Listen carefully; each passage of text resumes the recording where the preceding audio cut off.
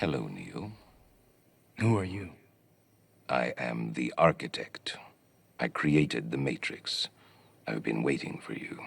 You have many questions, and though the process has altered your consciousness, you remain irrevocably human.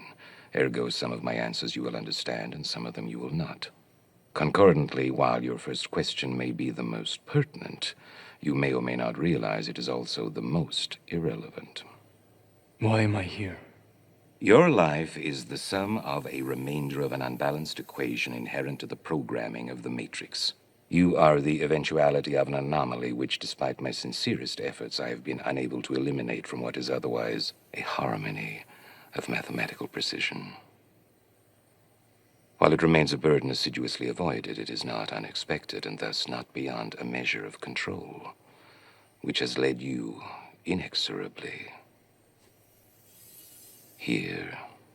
You haven't answered my question. Quite right. Interesting. That was quicker than the others. Others? How many? Others? What? Answer my fucking. The Matrix is older than you know. I prefer counting from the emergence of one integral anomaly to the emergence of the next, in which case this is the sixth version. 5 ones before me. There are only 2 possible explanations. There were 5 ones before me. Either no one told me, or no one knows.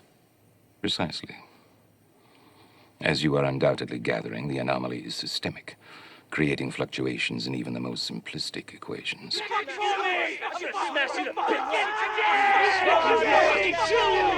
can't make me do anything like that. Choice. The problem is choice. The first Matrix I designed was quite naturally perfect. It was a work of art, flawless, sublime, a triumph equaled only by its monumental failure. The inevitability of its doom is apparent to me now as a consequence of the imperfection inherent in every human being. Thus I redesigned it, based on your history, to more accurately reflect the varying grotesqueries of your nature. However, I was again frustrated by failure. I have since come to understand that the answer eluded me because it required a lesser mind, or perhaps a mind less bound by the parameters of perfection. Thus, the answer was stumbled upon by another, an intuitive program, initially created to investigate certain aspects of the human psyche. If I am the father of the Matrix, she would undoubtedly be its mother. The Oracle. Please.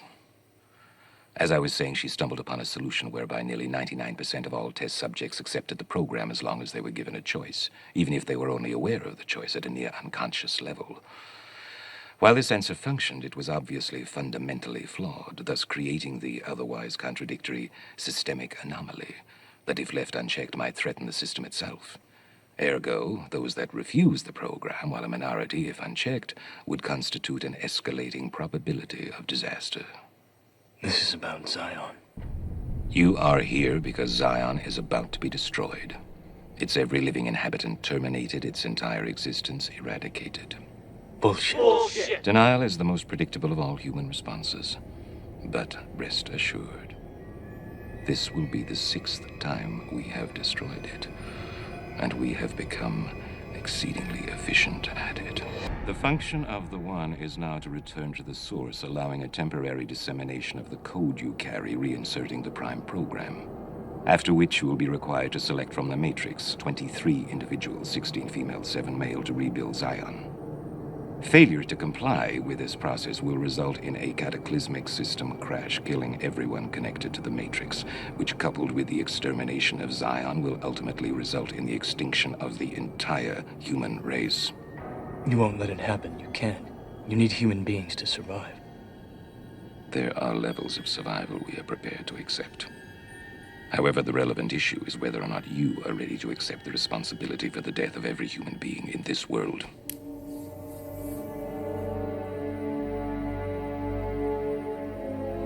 It is interesting reading your reactions.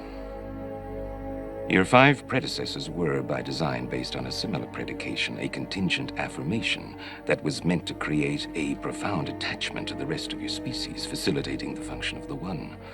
While the others experienced this in a very general way, your experience is far more specific, vis-a-vis love, Trinity.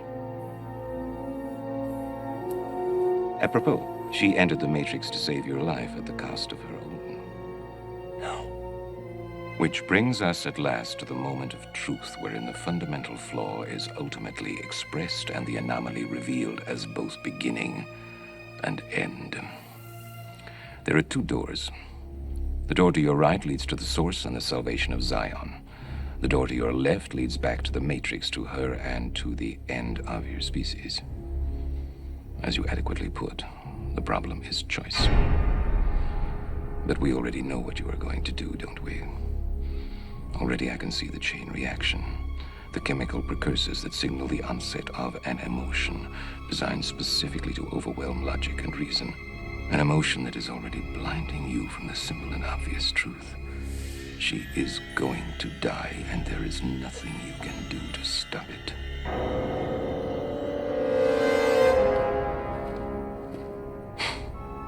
Hope. It is the quintessential human delusion, simultaneously the source of your greatest strength and your greatest weakness. If I were you, I would hope that we don't meet again. We won't.